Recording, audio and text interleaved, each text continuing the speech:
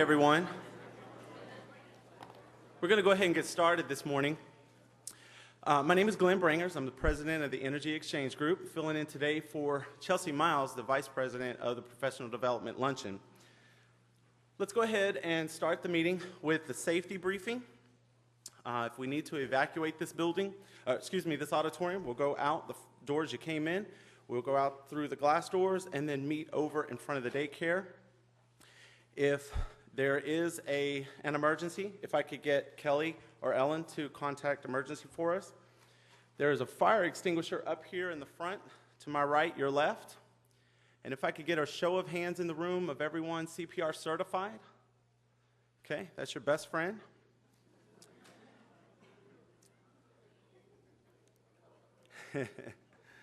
All right. And then one final announcement, if I could get everyone to silence their mobile communication device of any sort. We are webcasting today.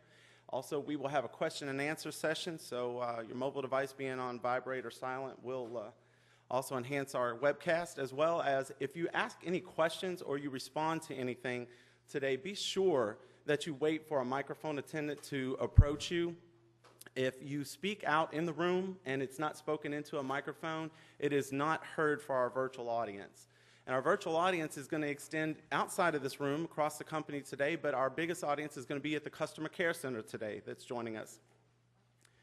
We'll also have a question and answer session outside of the room through Yammer.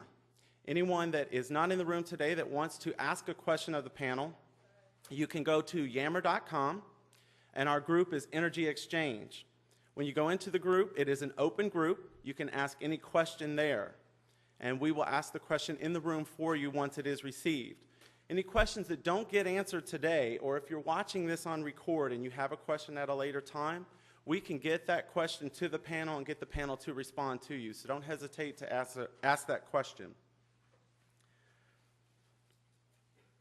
Okay, the event today is the facts and myths of the job selection process. This is part 2 today. We previously held this part 1 event back in March. We had a panel with Monica Kaysen. Shelton Goode is also here today. He's going to be our moderator, and he was part of the panel back in March. We also had on that panel Mitchell King, Scott Poole, Lindsay Hill, and Janice Williams. I'm going to bring Shelton Goode up today, and then he's going to announce the panel members that we have and let everyone introduce themselves. Today we have with us Fran Forehand, Russell Mullinex, John DeAndre, and Ron Shipman.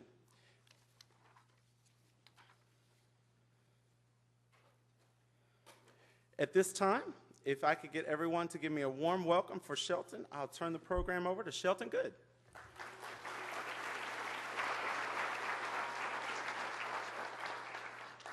Thank you. Let me first say thank you to Energy Exchange for agreeing to have us come back for a second time for a topic that's very important. We had an overwhelming response from the one that we did back in March.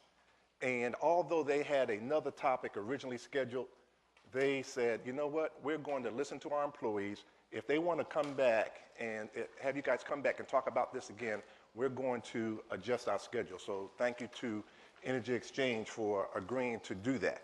We have a great topic to talk about. We've got some great panel members that are going to discuss it. You guys said, based on the last panel, that you wanted us to come back and you wanted to hear directly from hiring managers what happens once they've interviewed all the candidates and now they're in the room talking to their HR business consultant, maybe their manager, and making that final decision. You kind of wanted to go behind the door a little bit. So we've got 4 great managers who have extensive experience hiring people and being on selection panels, facilitating selection committees. But before we do that, one of the other things that you asked back in March was, Shelton, we like the employee training that you've done, but there's a couple things that we need you guys to fix. Well, guess what? We listened to you, we revised that course, and what we want to do is show you a little promo of what you can expect coming to a computer screen to you, near you very soon. Run the promo, please.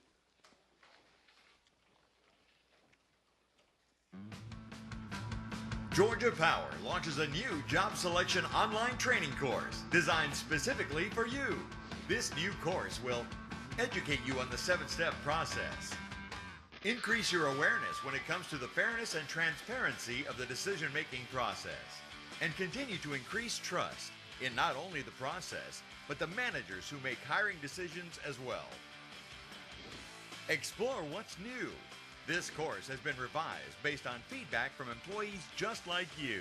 You'll hear from your coworkers, hiring managers, and HR consultants on topics such as interview preparation, individual development plans, and how to be a competitive candidate.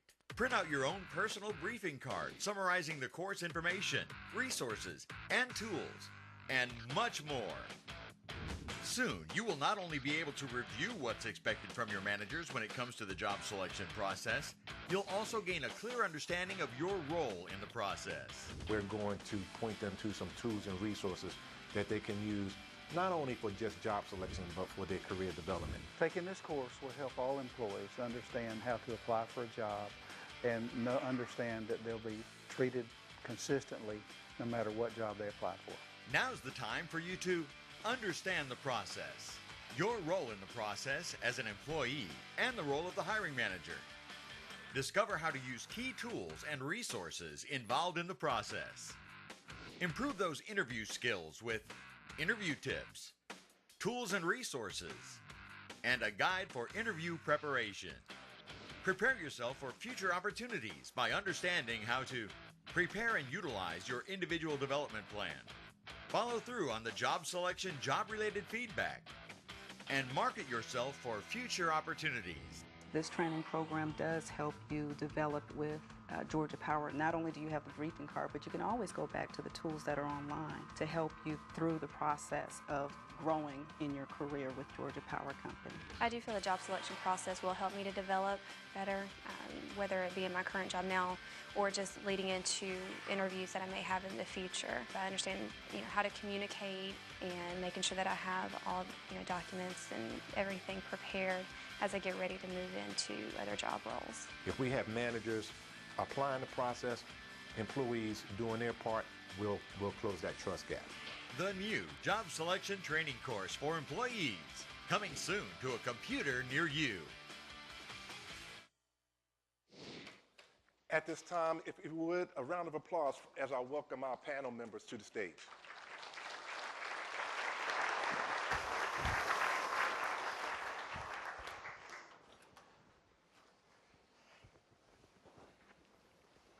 As they get settled, I want to remind our panel members, I'm going to be asking you questions, but we really want this to be an interactive session. So we invite the audience out there and our virtual audience to send questions in via Yammer.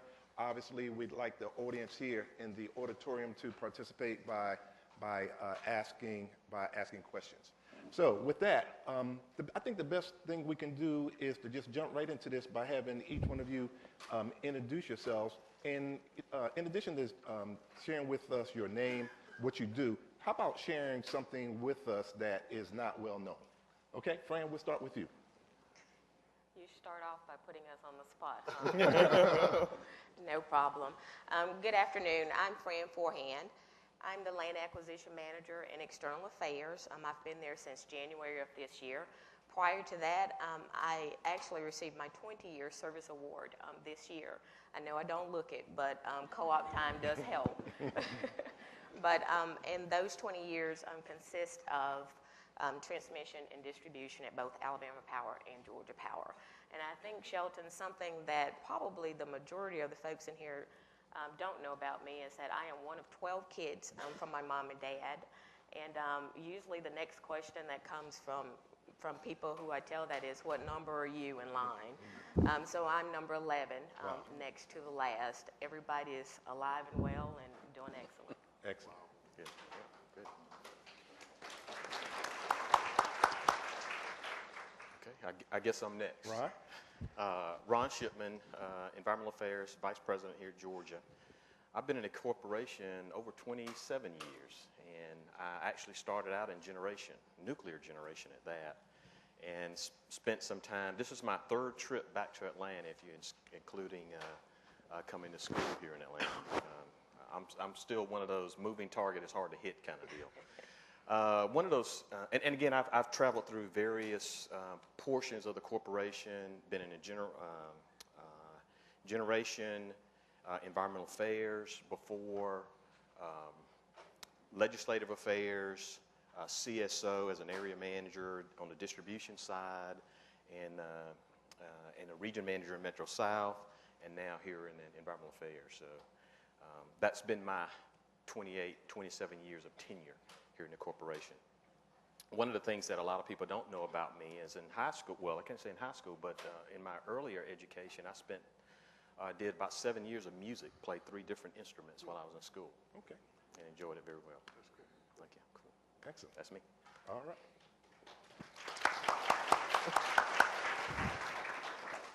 Well, hi, I'm Russell Mullinex. I'm the Meter and Services Manager at Georgia Power. I've been with the company 33 years, and co-op time does help. And I guess something that a lot of folks don't know, I've had 15 different jobs, so of course that could be good or bad. But it also shows I've been on both sides of this job selection process. Here, here. Okay. All right. How about a hand for Russell? Gosh, they've taken all of what I was going to say, but I'm John DeAndre. I'm the region manager down in Metro South. Have almost 29 years with the company. Most of that spent on the customer operations side of the house. Have had a stint at unregulated subsidiary, Southern Company Energy Solutions. Spent a little time at Gulf, so have moved around much like many of the rest of these. Little known fact, this could be scary. The instruments that Ron said he played, I used to do ballet, and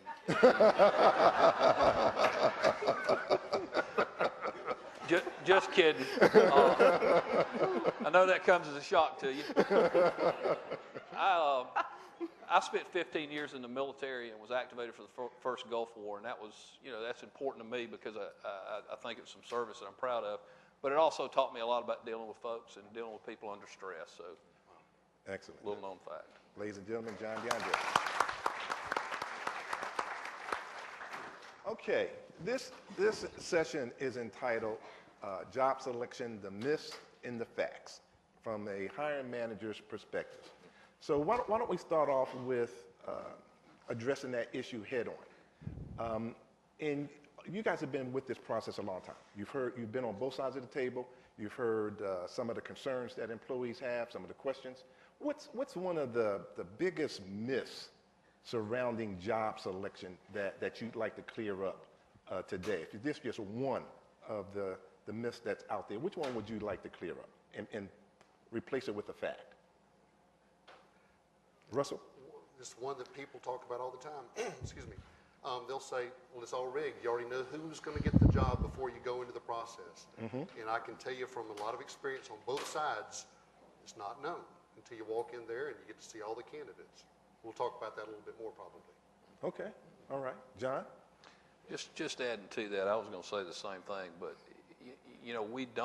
we may know going in based on the folks that are on the list or people who have shown interest, who may be a good candidate. But I can tell you of all the selection committees that I've actually administered or sat on, generally you're surprised in the interview. And in lots of cases, what you thought going in is not necessarily the case. And I think some of maybe the myth around it is a lot of the job selection process is very objective, and it's structured. But there is a lot of subjectivity, as you well know, and I think where we might miss the boat and probably need to work on is the communication. And that's, telling people what we're doing, when we're going to do it, when they can expect follow-up, what we're looking for, and all that kind of thing. So even though we have a very good and solid process, I think there's some things from a management perspective that we can work on, and communication is probably the major one. Okay. I'll go next. It's never easy. I have been on several, and again on both sides of the fence.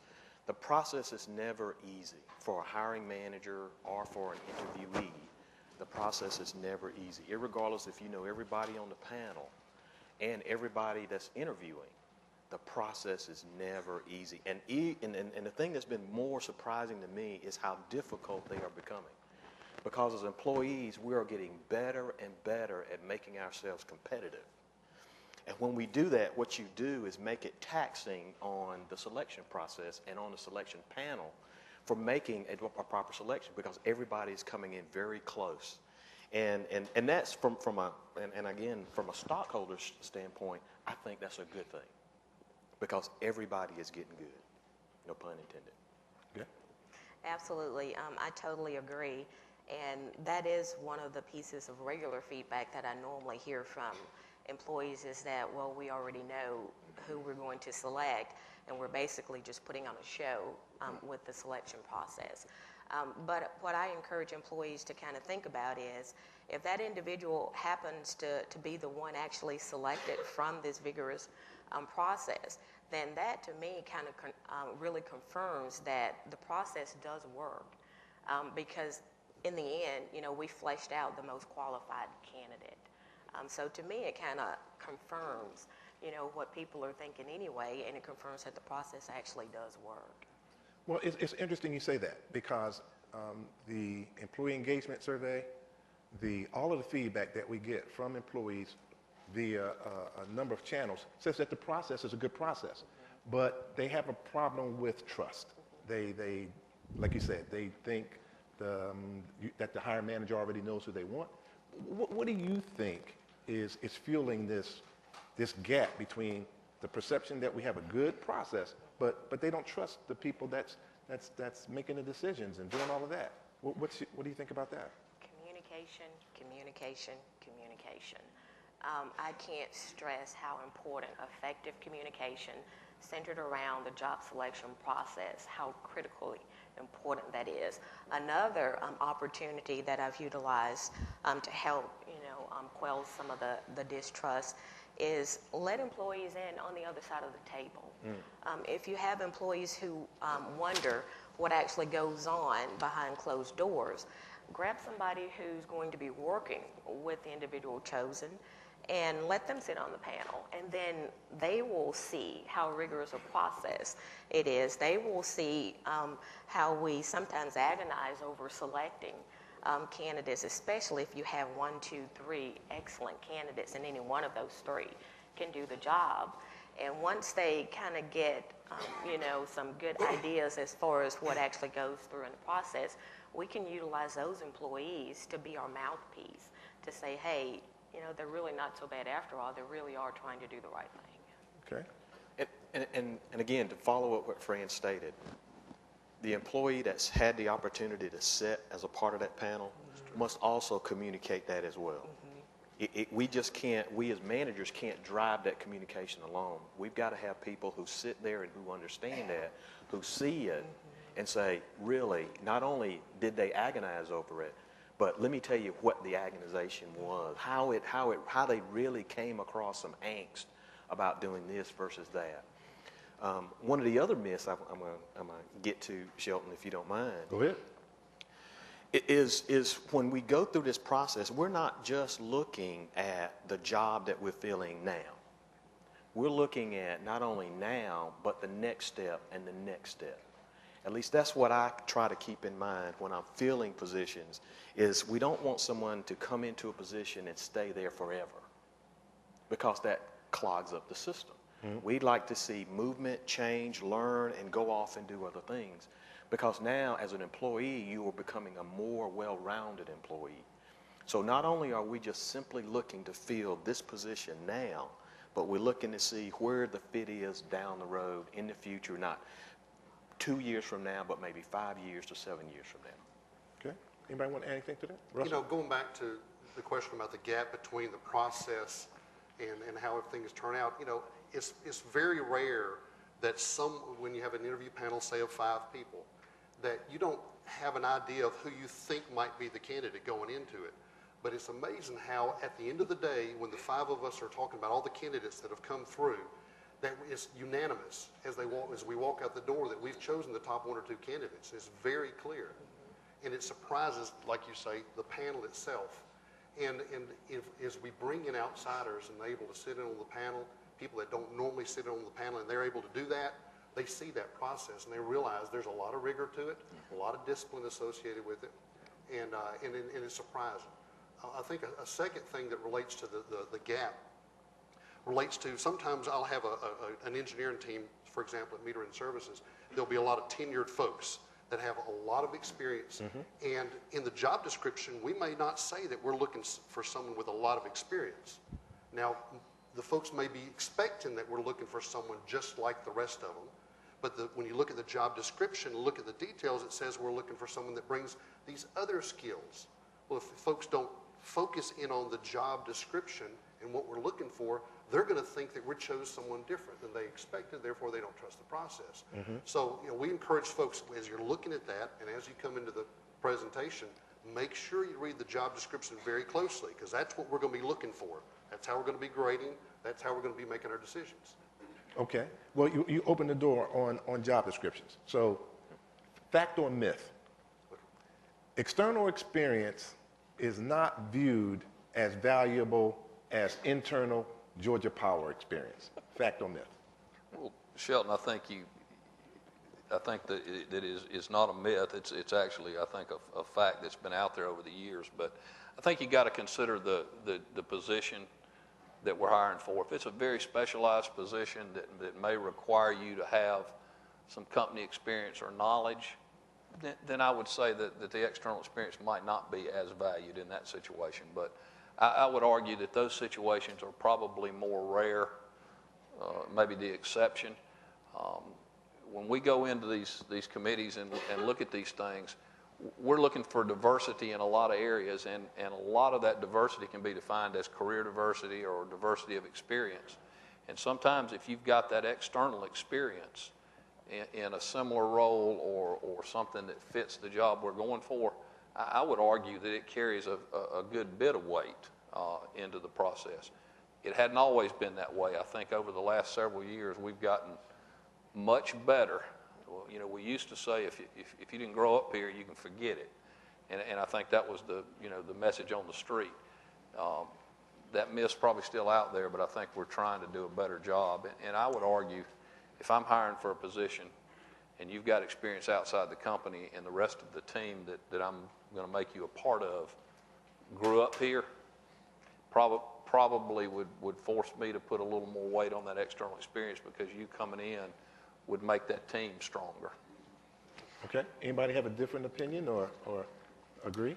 I'll agree, but I also would like to add that a job description, and I'm going to use area manager. An area manager in one part of the state may be totally different from an area manager in another part of the state, because it depends on the team that surrounds that particular area manager. You may need an area manager that needs external or has some very hard external experience, because that's what that particular role needs in that part of the state. That may be totally different from another. So when we look at these type of positions and hiring for that individual, the thing that we also have to keep in mind is what team currently sits or will sit around that particular individual, and what diversity that mix would look like with this person being in play versus that person being in play. Well, Fran talked about communication. Do we communicate these things either up front, during the process, or when we're giving feedback to unsuccessful candidates? Are we doing the best job we can in that area? We're doing a better job. Don't get me wrong, the system is not perfect, but it's a whole lot better than what it used to be. And what we are hearing and what we're doing is looking at what the feedback has been, molding that system or molding the process to adjust to the things that we need to do, because we all are changing and we all are expecting different things when we move into different roles.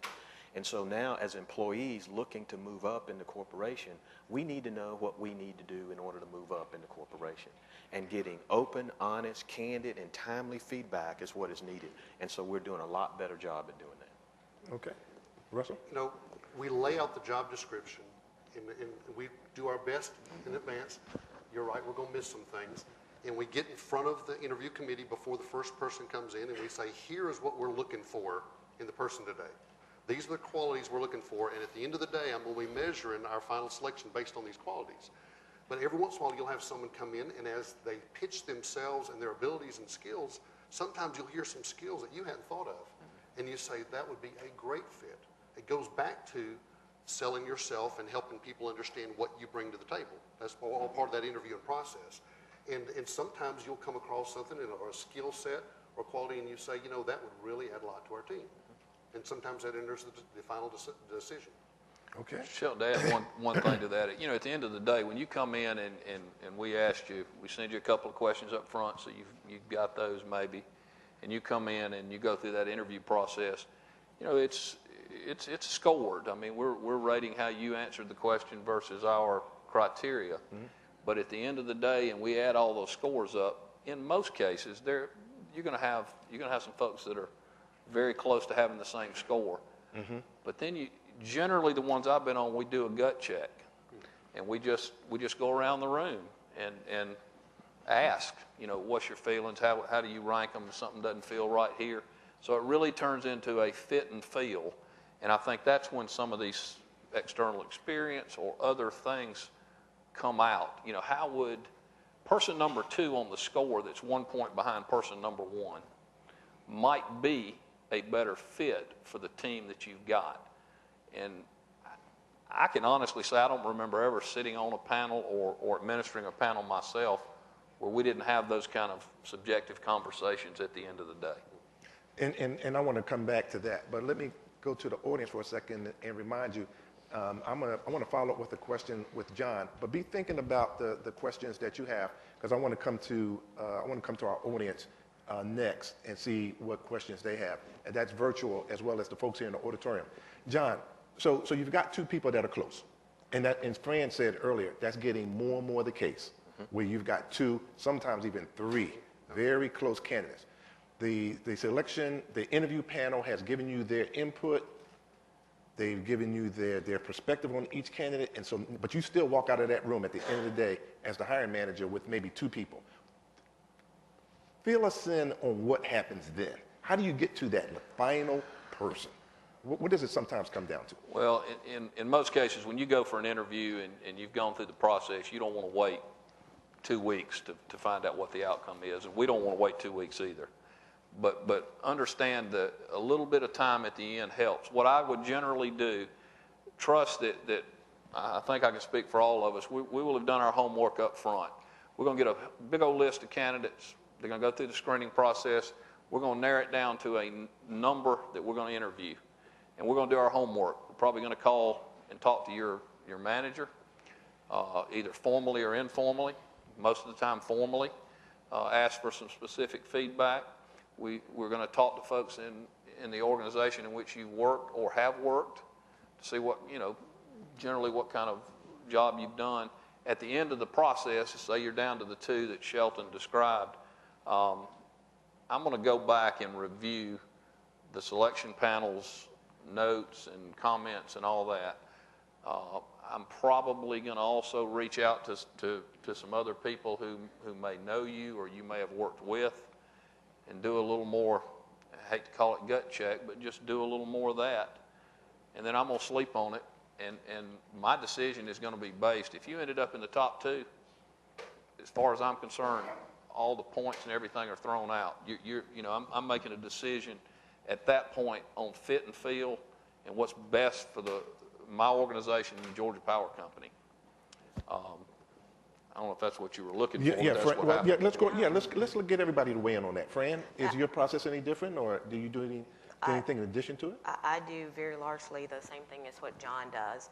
And also, Ron said it earlier, I'm also going to think about not only today, but I'm going to think about tomorrow, the next job, a year, 2 years down the line, because I'm going to ask myself, okay, where can I move this person after 2 years, after 3 years? Will this person be a good candidate for a job in another organization? Can I be effective in trying to get that person some additional experience? Because if I have 2 candidates and one looks really good now and is going to make a good person for the position that I just posted, but he or she is going to have a problem moving on. And the other person who came in at number 2, I'm probably going to choose that number 2, given everything else is equal. Okay. Ron? To add to both what John and Fran has said, I may have another conversation with the hiring, with your current supervisor, and I'm going to talk about performance reviews, and I'm going to talk about, well, did they meet or exceed? And I'm going to say, and we're going to have, I mean, a very detailed conversation around, well, when they exceeded, what was your, where did you draw the bar? If they exceeded last year, did you leave the bar the same or did you raise it up? And did they still exceed expectation? So, because what that's going to do is give me an idea of drive, of initiative, of input, of wanting to excel. Because that's what I'm going to want you to do when you hire into my organization, is to excel. Ron, when you get that feedback from a supervisor, do you give that information to the unsuccessful candidates that you interviewed? Is that part of the feedback that you give to them? Yes, yeah. I won't talk in a lot of detail, but I would say, you know, something along the lines of... Your manager said? Yeah. You need to go talk. But it will be very open and honest that, you know, I had an opportunity to sit down and talk or have a phone conversation with your supervisor, and we talked about these things. And when we talked about performance and when we talked about exceeding expectation, these are some of the questions that I asked. And it was around, was the bar raised for you from last year to this year or the previous years, that kind of thing? Did you exceed expectations in all of those years? That kind of thing. So yes, there will be some discussion around it. Okay, Russell? You know, the bottom line at the end of the day, I have goals to meet for Georgia Power as metering services. And I'm looking for ways to accomplish those goals and do them the right way. And so it is a strategic decision, and you're looking for the right fit, absolutely. And part of their history and the way they worked in the past is a really important part about whether or not I want to put that person in this role. Is because if they're not a high performer or they're not someone that can do the job, not someone that can work with people, I don't need them on the team. It's not about being a buddy or a friend of mine or something like that to pick it. You're trying to choose the right person that'll help you meet the goals for the organization. And so in a lot of cases, people struggle with, you know, what do you mean you're going to talk to my supervisor? But that's a very important part of the process. Okay. Can I add to, Yeah, of course. to that, Shelton? I tell you, it is so critical. I tell everybody who come to me for advice, know what your manager is going to say about you before the job is posted. If the feedback comes back like Russell was saying, and that individual who applied is surprised, somebody's dropped the ball big time, because you need to know what your supervisor or manager is going to say about you at any given time that a job is posted. And typically there is a feedback form that's completed, especially for supervisory positions or managerial positions. And I stress to managers, supervisors, give those candidates a copy of that feedback so that there are no surprises. Don't be afraid that you're going to say something that's going to aggravate the candidate who's applying, because if you're communicating and doing what you're supposed to do up front, there shouldn't be any surprises with that. So I really stress that. Make sure you know what's going to be said about you. Before? Absolutely before. Okay. And let's just talk about what that looks like. All right. There's nothing wrong with walking up and saying, I'm interested in this job. Can you give me some feedback? Do you think I'd be a good fit for it? Talking to your supervisor. Nothing wrong with that at all. Yes. Mid-year and at the year end, you ought to have these discussions also. Absolutely. There's nothing wrong with walking in, knocking on the door and saying, I've been thinking about looking at a job. What do you think about that? And those are healthy discussions that every supervisor ought to have with their employees. Absolutely. I agree. Okay. All right. Let's go to the audience and see either general reaction to some of the things that you've heard so far, or a specific question. And we've got mics that are going to be brought to you.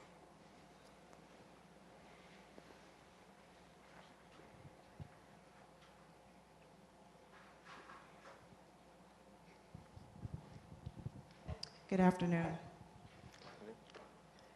My name is Letitia Isbell, and I'm a key account manager in Metro Sales. My question is around developmental opportunities.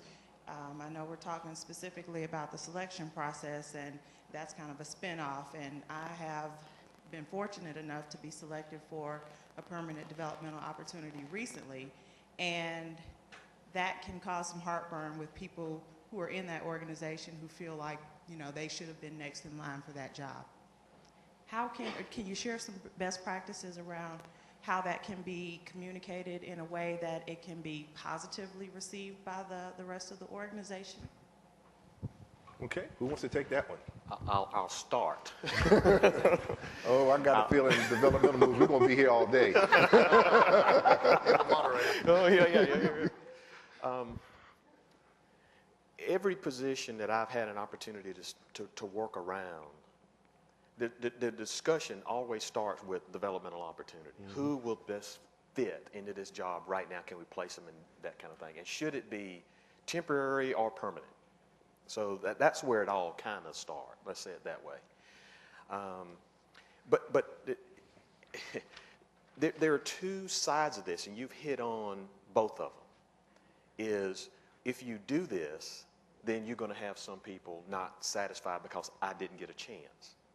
But the other side of it, you go through the selection process, and the candidate who has been backfilling, who has been cross-training with the employee who just left, now moves into this role. And you say, well, my goodness, why did you go through the selection process? They were the ideal candidate anyway. Mm-hmm. So there is never going to be a win-win situation out of all this, because no matter how you look at it, you're going to make one person happy, whether it's developmental or a job selection process. You're going to make one person happy, and everybody else may not be as happy. Let's say it that way. Mm-hmm. That's a guarantee. That is a guarantee. So when we start talking about developmental opportunities, we look to see the best fit and the need right now for that organization. In other words, can we put somebody in that role to fill not just a gap, but to fill that role and to hit the ground running and move on? Because there's some time constraints that are out there that we have to address. We don't have time for a learning curve. We need somebody to come in now and make it work. So those are the discussions that we have around developmental opportunities. But the key gets back to what Fran said, and all of us have been trying to say, and it is communicate. Communicate, communicate, communicate. Communicate up front what our intent will be. Communicate why we're going to do it that way versus the job selection process. And at the end, say it's going to be a developmental and the person will roll back, or it's going to be permanent. That's how and why you're seeing things happen now, that these are permanent developmental opportunities instead of 18-month temporary developmental opportunities. And you're going to see some of both, because we still have to cross-train individuals to do certain things. So, I wish I had the clear-cut answer, this is it, and this is how it's always going to be, but every job is going to be different when you start talking about developmental opportunities. Okay. What if you were the candidate or the person that didn't get that opportunity and felt like you were next in line, or you should have gotten that same opportunity? Mm-hmm. Let me speak to that for a minute. I think if you're an employee who is interested in doing different and varied things, or interested in a particular department, don't let yourself sit there and be disappointed when somebody else comes in and gets that developmental opportunity. Because I would argue you hadn't done your part leading up to that. It's kind of like when we post a job and we don't know you, or we haven't seen you forever, but all of a sudden it's important that we need to get to know you. I'm gonna say, from the developmental or any posted job, work with your IDP, work with your supervisor, understand what your skill sets are and what you need to develop, and then what your interests are, and be working on those opportunities, all along. We can't do as many developmental opportunities as we would like, but we're going to focus on the business at hand, what we need there. We're going to focus on building bench strength. We may see something coming down the pipe that maybe somebody's going to retire or something else. And we're going to think in terms in each one a little differently depending on what our business needs are. So in a lot of cases, it's about the business needs and who we think can fill those long term versus, you know, you got a chance and they didn't. Right. But I would challenge you in all of this to be, you know, be diligent about your own development and take ownership of that and work all along to be ready if one of those opportunities happens to come along. Well, John, let me push back on you a little bit. How would you respond to this? I was expecting this. I'm an employee in West Region. I have my IDP. I've been doing everything that has been suggested that I do on the IDP to get ready for, let's say, an area manager job. I've done all the get to knows, I've done the networking, I've done all the developmental, done the external, everything I need to do. Now, the area manager decides to retire or gets another job. But a decision is made to place someone into the role developmentally. Hey, how would you respond to me? Difficult situation. You know, you've done what you believe is what you should have done to put yourself in line for that job. I think you got to step back and, as harsh as this may sound, you got to step back and look at it from the corporation standpoint. Mm-hmm. You know, we may have another individual somewhere, or we may have a need, as Ron spoke to, in that particular area manager job. I'll give you a for instance.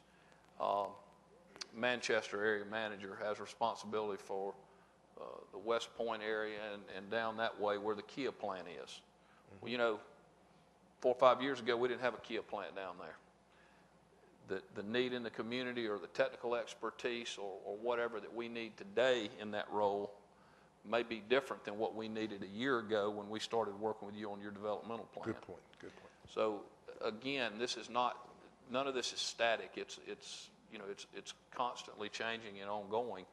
Now, we need to work with Shelton if he wants to do that. He's been going along and doing all those things in his IDP.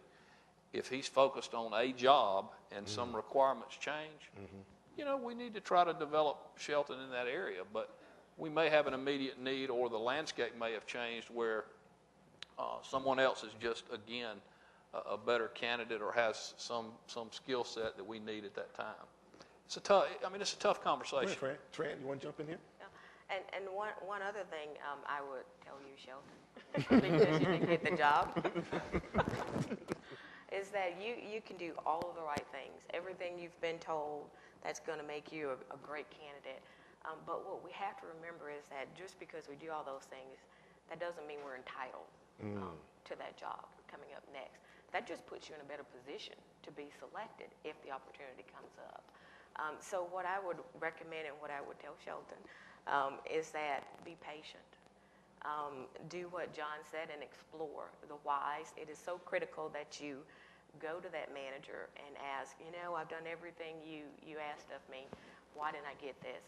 And don't be afraid to do that, because I, for one, want you to come and ask me why not. But please keep in mind that we're not entitled, you know, to positions, so to speak, just because we've done everything we're supposed to do. It just might not be the right opportunity and right time for you. But just be, you know, patient and be persistent. Okay, Ron, it looks like you want to.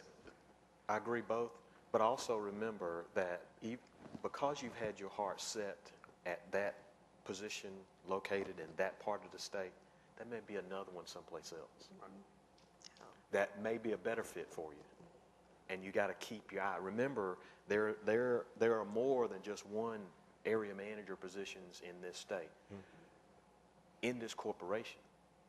So if you don't get one in Georgia, look at Alabama, Mississippi, and Gulf.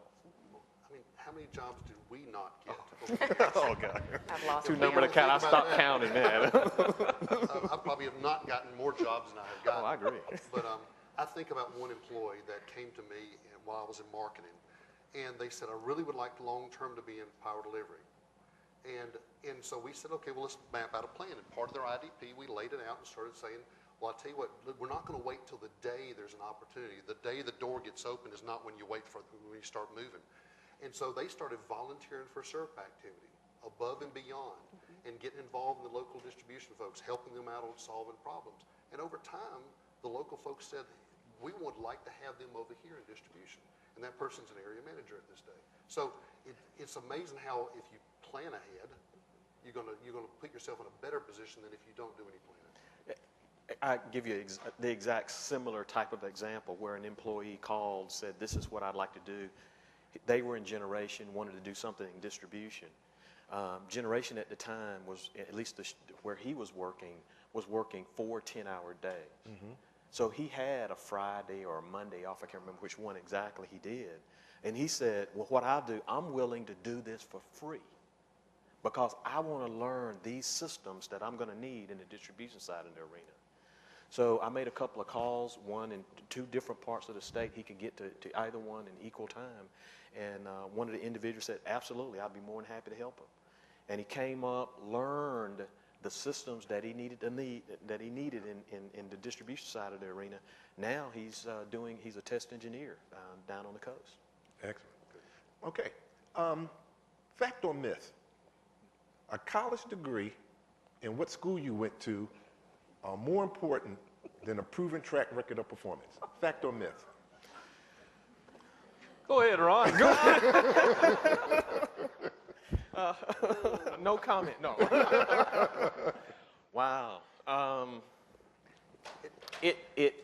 Let me say it this way. It helps to have a college degree. It helps, and it helps tremendously to have a college degree. I think everybody will agree to that. Now, the school, I don't know, because I don't think anybody has asked me moving into any job that says, you know, which school did you go to? If you didn't go to this one, I'm not going to hire you in this job. So. Yeah, go back to what Fran said earlier. You know, when we hire you for a position, we're not just looking at that position, but we're looking at where you might be able to go from there. Doesn't mean if you don't have a college degree that you can't progress, but you know, the corporation has said and placed an importance on that education and that degree. So part of our decision may be, are you working on it? Do you have one? Do you not have one? Are you willing to work on it? What can I do, or what can we do as a corporation to move you along to where you need to be? And the fact of the matter remains is the higher you go, the more important a degree is. I don't know that I've ever really sat down and said, you know, if they don't have a degree, I'm not going to talk with them. But it is a factor. Let's don't hide behind that. As far as the school, personally, it doesn't make any difference to me. The type degree you have does, depending on what I'm hiring for, in many cases. If I'm hiring for a technical position, if I was over on the transmission side of the business and I was looking for a test engineer, you know, you probably need to have an engineering degree or have been a technician in some very technical piece of the business before. Okay, Russell, what you think? Agreed. School doesn't matter, but you know, you hate to put a person in a role that doesn't have a degree, and they are limited now. They can't do anything else because as you move up, you're right. More and more degrees are required as you go into supervisor and manager roles. Okay, let's go to the audience. Let's see what questions we have out there. We talked about developmental moves, talked about supervisor feedback. You've gotten a peek behind the curtain of what happens when it comes down to picking between 2 candidates. Questions from either the virtual audience or the folks here in the auditorium. While we're waiting for the auditorium, Shelton, we do have a question from our virtual audience at the Customer Care Center. Why do we have large panel interviews? As a new employee, this is overwhelming to me. That's fair. Let me kick it off. Go ahead. Metering Services provides services to the distribution department, to other departments, pricing and rates, many departments around. So if I'm hiring a manager to lead a portion of Metering Services, I'm very interested in how they're going to interact with the region folks, with the pricing and rates folks, with other departments. And so I tend to choose representatives from those to give me a different perspective. Will this person meet your needs as they try to serve you? So a lot of times, and I try to keep it to 4 or 5. Sometimes it gets a little bit bigger and it can be intimidating, but usually there's a reason to it, a reason for it.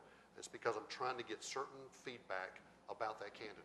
How do you go about determining who should be on the panel? It depends on the role. Okay. Shell, let me speak to the intimidation part of it, because maybe a myth. As a hiring manager, when I'm putting a panel together, whether it's for an entry-level position or whatever it is, our intent is not to intimidate or to put you on, such a hot seat that you can't perform. Now, part of it is, we don't send you all the questions we're going to ask. We want to see how you, what preparation you've done, how you think on your feet and all that kind of thing. But our intent is to create an atmosphere where we can truly see you and who you are, not scare you to death. And I think, again, it goes back to, it's incumbent on us as supervisors and managers of employees to prepare those folks. You're going to go in, this may be the first time you've gone into a committee type interview, and this is what you're going to get, and probably the makeup, of the committee for these reasons. We need to help prepare those employees for going into those situations. You're always going to be nervous. I mean, I'm after almost 30 years, and I go into an interview, you're just going to be nervous. But you got to understand, it's not our intent to. We want to see you succeed, and we want to see you do the very best you can. Because if we've interviewed 5 candidates and every one of them goes in and does it, and does the absolute best they can, boy, we got a tough job to do. But that's really what we're looking for. That's a good point, John, and also to the individual who sent in the question. Look at it as an excellent opportunity to tell your story to 5, 6, 7 managers, all in one group setting. I think that's just absolutely awesome, because how often will you get that chance to do that? I mean, it's an opportunity for you to shine and communicate to hire managers all across the CSO, all across external affairs. This is who I am. And sure enough, there's only one person who's going to be successful for that job. But I can't tell you the number of times I've kept resumes for individuals who were not successful for that job, of which I was on the panel for. But I came back to them later and said, hey, you didn't get that job, but have you thought about land acquisition, for example? That's a great opportunity. I think it's a very positive thing that it's a panel interview. Okay. One more other thought is that with so many individuals on the panel, you have different thought of the interview process and of the candidate. If you only have one person sitting there that you're interviewing in front of, they're going to have one thought, one train to look at, one idea, one concept, one notion. But one of the things I look for on being a part of a selection panel is how different the individuals who are helping me make this decision are from me. Because I want a whole different set of eyes looking at the same thing. Because we all going to see things differently. Mm-hmm. But if it's just me, I'm only going to see it one way. So that's the other part that this panel brings, is there's different perspectives to something that you may have said, you may have brought up, that Russell may say, I never thought about that. And Fran may say, hey, I've experienced that, and that's a good thing. And it may not be an experience of mine. So that's the other part of the diversity of the panel, or the number of folks sitting around the table, is just the diversity of thought as well. Okay. Let me, before I ask this next question to the panel, let me ask it to the audience. Let me see the show of hands of people who believe that relationships and who you know are more important than performance when it comes to getting a job. Let's just see a show of hands. Just raise them high. That's okay. Okay.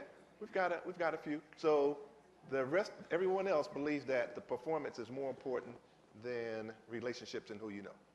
Is that what I'm hearing? Let's ask our panel. Fact or myth? It's not what you know, it's who you know when it comes to getting a job. What you think? Why wouldn't you want to have both? I mean, goes back to what I said about being preparing for your next job. I can know you, and I can be your buddy, and all that kind of stuff. When it comes down, sorry about this, folks, when it comes down for hiring for a particular job that I'm being held accountable for, I'm gonna go with the performer instead of the friend. Now, if I know you as a friend and you've done your job networking and, you know, you're a type of person who forges and manages good relationships, you know, that's a skill set that's important to me. But it's going to come down to performance from my standpoint. Now, not only from my side, I agree with John, but I'm going to take it a little bit farther. I'm a shareholder and a stockholder in this corporation. If I'm going to find somebody that's going to go into a particular job, and hopefully they're going to move on in a year or two from now, or 3 years from now, or 5 years from now, when I hopefully get a chance to retire, I don't want to have to worry about how that job is going to be held accountable for, or will they or won't they perform. Go ahead. So I agree with John wholeheartedly, but again, John has hit the nail on the head. We are looking for performers that's going to deliver the product for years to come. For years to come. And not necessarily in that job. But I would also say, you know, don't think we've drank the Kool-Aid up here. You know, it hadn't always been that way. I think in the history of my career, you know, sometimes I may have thought early on that who I knew or who somebody knew was more important. And we probably as a corporation had, you know, allowed that to happen. But just like the job selection process, I think over time we have transitioned and moved into a more, you know, a more fair and open type arrangement. So, yeah, don't let us sit up here and tell you we hadn't said the same thing that you're thinking, because we have. Okay, well, I'm glad you said that, because we're gonna keep it real. So, John, you just posted a job, or any of you just posted a job.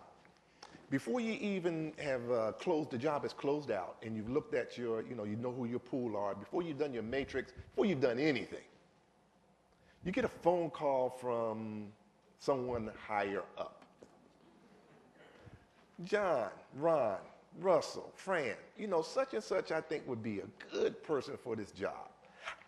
Just saying. I just think they'd be a good, you know, what you think you should look at. How does that influence you when it comes to final decision? How does it influence me when it comes to the final decision? Watch the tap dancing. We're going to get him. Let me go get my Kool-Aid. You know, we would.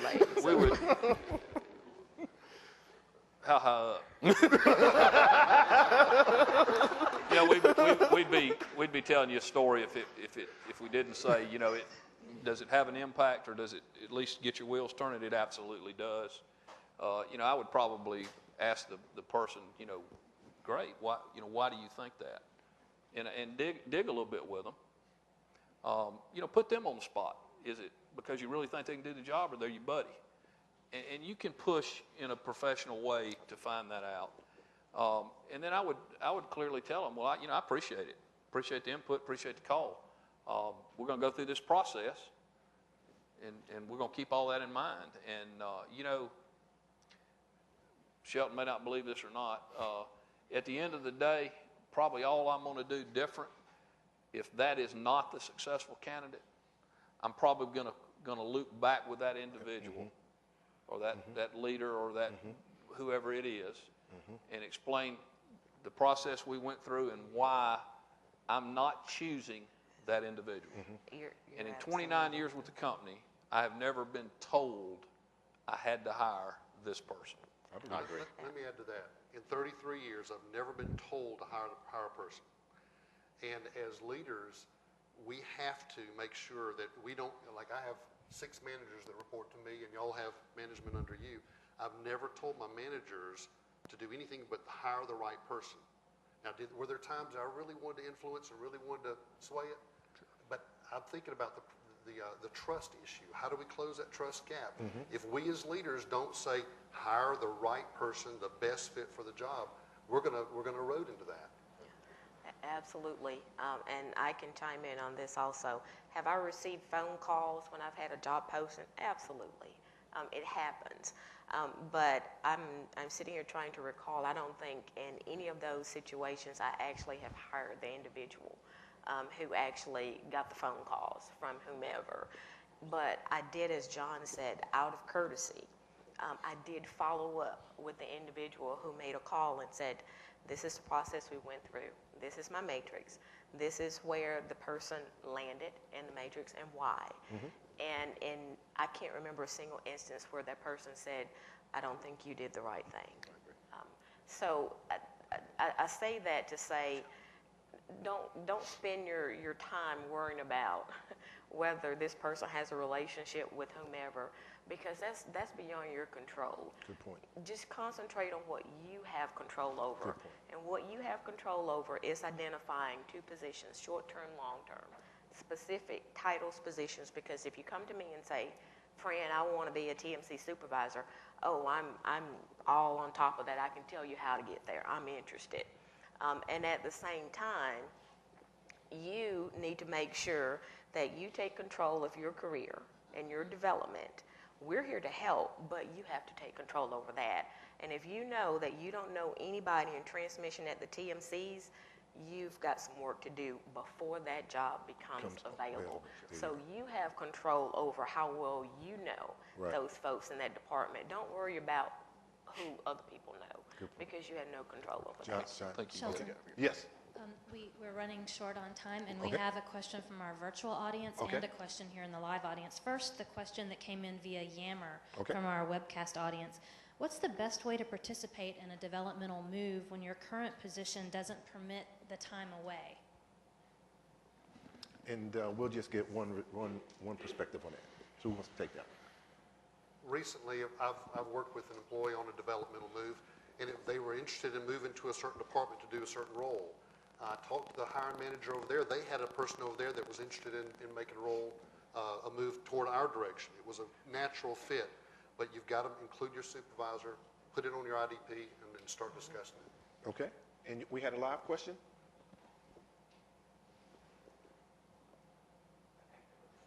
Oh, okay. Good.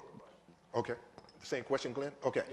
Then as I'm looking at the clock, and we've been at it about an hour. We'll move into wrap up. And to do that, let's go to rapid fire. One word answer. One thing, if you had to recommend one thing that a candidate could do to better prepare themselves, to make themselves the best competitive candidate, what would be that one word? Fran? One word. Just quickly. Call that hiring manager or supervisor and ask. I'm an engineer, but I can't count that. You know, whatever you can do, to the extent that you can, tell me what you're looking for in a candidate. Make that connection. Ron? Again, like Fran said, communicate and make yourself marketable. Do those things to make yourself marketable. Okay. Read the job posting. we're getting John's never said one word. And one of them answered with one word. Homework. Do your homework. Do your homework. One thing. What's the one thing that you believe we still need to do? And this may be redundant, but I think this is what's important. That's what this is all about. Closing the trust gap. What do we need to do to close the trust gap? And what are you personally doing to do that as you are presented with hiring opportunities? Effective communication. Communication? Absolutely. More timely feedback. Understand this is not going to be one word. Understand with 8 people applying for the job, you may get 3 great candidates. Okay? Don't give up. If you are offered feedback, take it. Make sure you go sit down because the panel gets together and decides on the feedback they want to give you.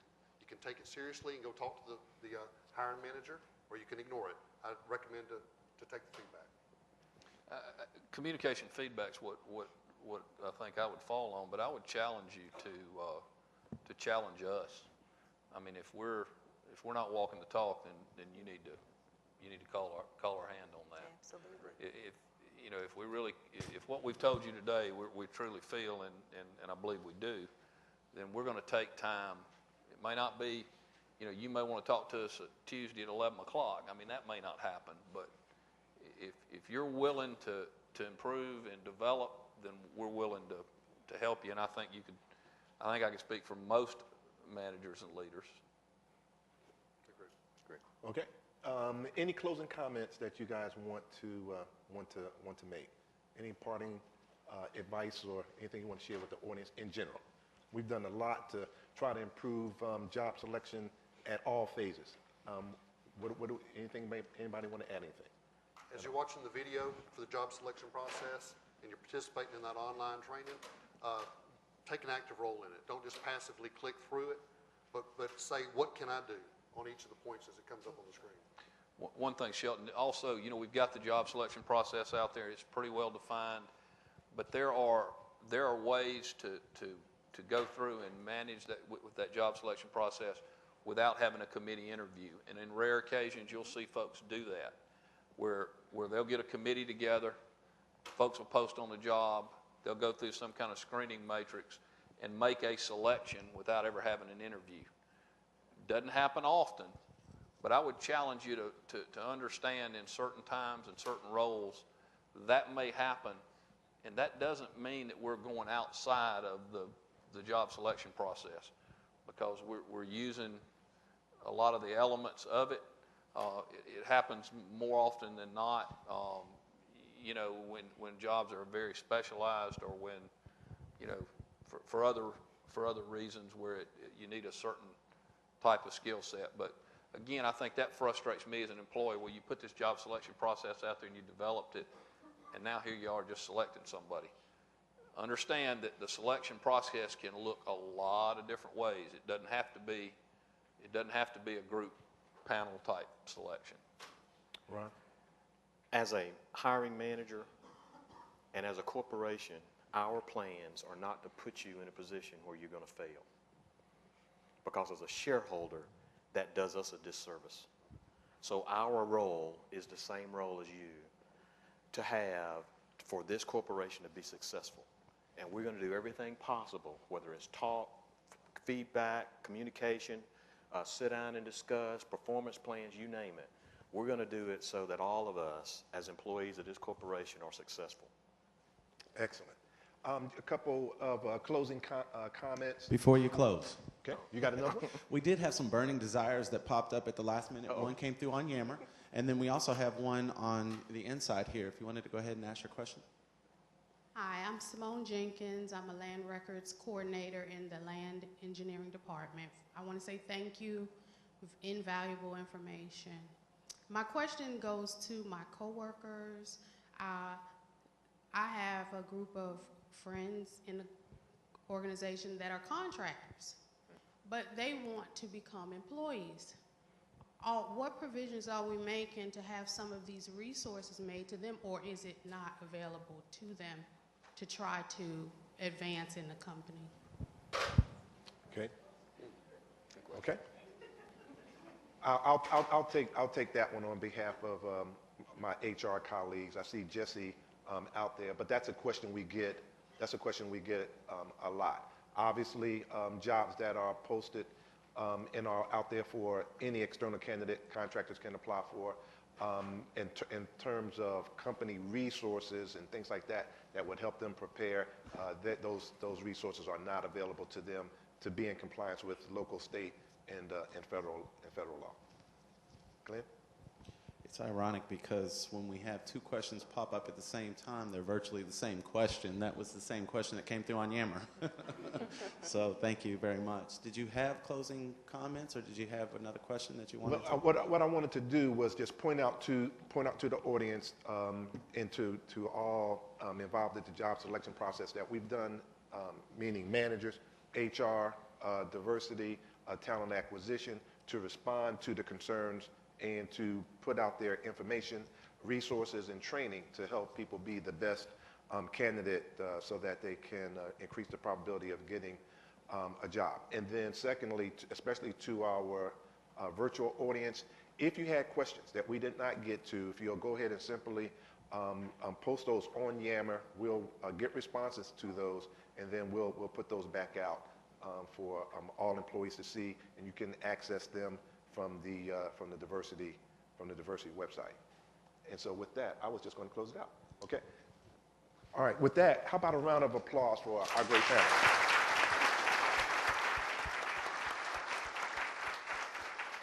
And with that, we'll turn it back over to you, Glenn, to close us out. Thank you, Shelton. Shelton, also, thank you very much for allowing us to pilot the Yammer Group today. This was our first opportunity with Energy Exchange. We're going to look at expanding this a lot more with future Energy Exchange programs. The Yammer Group is just that, Energy Exchange, and it is open. It does not require any admission. So if you can go out there and if you're on Yammer, you're a Yammerite, go ahead and join our group. And we will continue to acknowledge our events, and as we have panels or if we have just a speaker up here that we have questions for, we can continue to get those questions answered for you. Also with today's panel, I know this is going to be recorded and played later through archives. If there are any questions that come up, they come through on Yammer. If the panel will be a part of our Yammer group, correct? I see some heads shaking and I see some hesitation. Not everybody's into social media. If the question does not get answered, I'm the moderator of this particular group. If it doesn't get answered, I'll get the answer from that person and get it to you. With that, I would like to thank each one of you. Shelton. Thank you. Appreciate it. Fran. Ron. Thank you. Russell. John. We have two announcements that I'd like to give you today. Our next Energy Exchange is coming up on September 28th. And then also, October the 1st is the deadline. We're looking for nominations for the 2012 Energy Exchange Board. On your table, you will see the brochure. If you could get your nominations in, if you're interested in any one of the positions, by October 1st.